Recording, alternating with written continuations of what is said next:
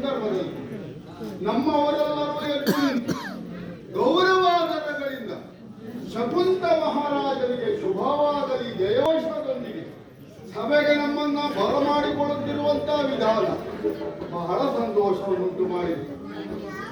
ಬಹುಶಃ ಅವರ ಪ್ರೀತಿಗೆ ನಾನು ಪಾತ್ರನಾಗಿದ್ದೇನೆ ಎನ್ನುವುದನ್ನ ಈ ಅವರ ಗೌರವ ಸೂಚನೆಯಿಂದಲೇ ಅರ್ಥೈಸಿಕೊಳ್ಳಬಹುದು. ಯಾವ ವ್ಯಕ್ತಿಯೇ ಆಗಲಿ ಅರಸನಾದವ ಸಭಾವನೆಯವನ್ನ ಸೇರುತ್ತಿದ್ದ ಹಾಗೆ ಸಿಗಬಹುದಾದಂತಹ ಯಾವೆಲ್ಲ ಗೌರವಗಳು ಆ ವ್ಯಕ್ತಿಗೆ ಎನ್ನುವುದಾಗಿ ಅರ್ಥೈಸಿಕೊಳ್ಳಬೇಕಾಗುವುದಿಲ್ಲ.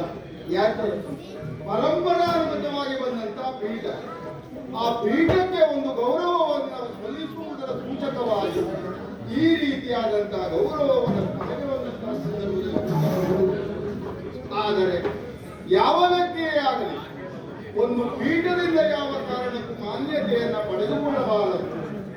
ಅವನ ಯೋಗ್ಯತೆಯಿಂದ ಆ ಪೀಠಕ್ಕೊಂದು ಮಾನ್ಯತೆಯನ್ನ